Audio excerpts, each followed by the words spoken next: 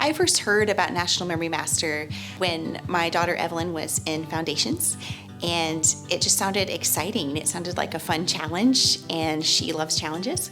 So I said, let's prepare for this. And she said yes. She was a National Memory Master finalist in 2020, which was unfortunately canceled due to COVID. But even through Zoom, she was able to connect with the other finalists. When her younger sister came along in 2022, she said, I want to do this too, and I want to meet other National Memory Master finalists. When my older sister did National Memory Master, that's about when I started saying, hey, I could definitely do this. She did, and she's still in contact with her friends from 2022.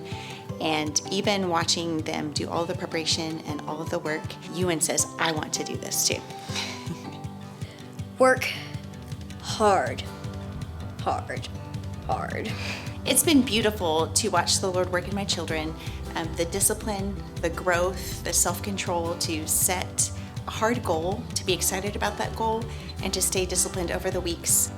It's been fun to watch them each develop unique strategies to prepare, to learn the material, and to, we talk about with memory work, over-preparing or over-drilling, so that when you're in a high-pressure situation, you still know it, and it still comes to mind. For working on the timeline backwards, it helps if you make a mental map of the entire timeline. That helps. So to learn the timeline backwards, it seems like an impossible task. And our oldest daughter is a classical ballerina, and we started learning the timeline backwards in 2020 to the music of the divertissements in the second act of the Nutcracker.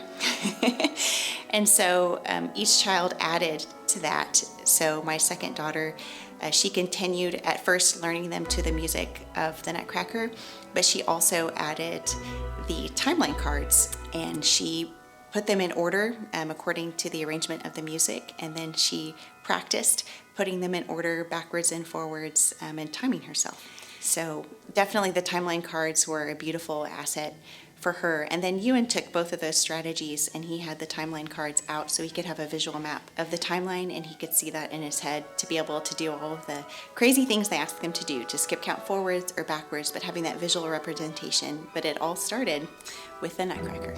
That's been fun.